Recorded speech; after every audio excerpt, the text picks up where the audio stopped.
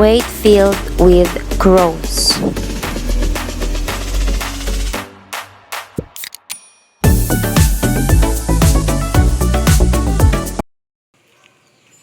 Wheatfield with Crows is one of the Van Gogh's most famous paintings.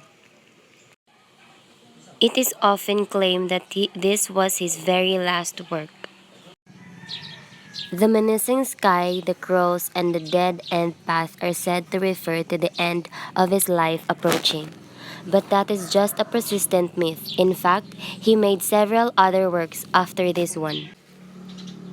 Van Gogh did want his wheatfield under stormy skies to express sadness, extreme loneliness, but at the same time, he wanted to show what he considered healthy and fortifying about the countryside. Van Gogh used powerful colors combinations in this painting.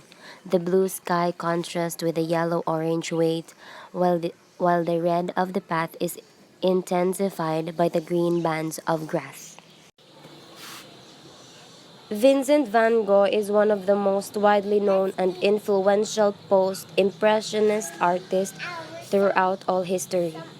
Vincent's thoughtful paintings mesmerize viewers and create a unique aesthetic. Throughout his life and significantly towards the end, Van Gogh created many captivating and emotional works. One of the greatest and most prominent of Van Gogh's painting is Wheatfield with Crows. The painting depicts dirt pathways that leads into a field of wheat. Overlooking the scene is a dark and tumultuous sky scattered with flying crows. Vincent used thick paint in his brush to create prominent strokes. The larger and seemingly turbulent strokes as the sky seems to give off a chaotic feel. Yet the more curved and smaller strokes on the path and field with the painting a sense of calm. The lines throughout the weight are all slanted and similar sizes, while the shading lines are all horizontal. The shape of the crows is similar and repeated in every bird. The crows reiterate the theme of death in the painting, as crows are a commonly known animal that represents death. The brush strokes gives the artwork a sense of movement and motion. The weight stalk seems to be blowing in the breeze, and the path looks rough and winding.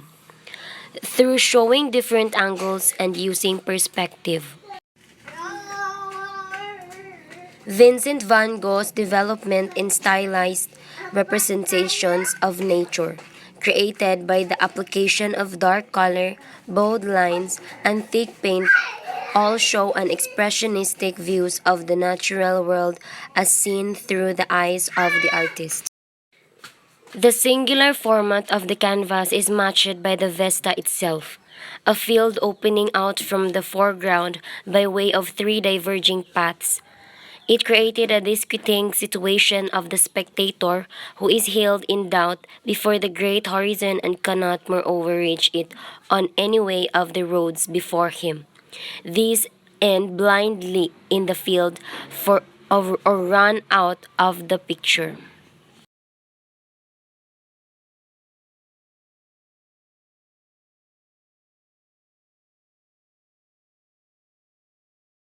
While we never find a definite answer for whether or not Vincent van Gogh intended for Whitfields with Cross to be any indications of his suicide, we continue to draw on conclusions of what his painting really meant.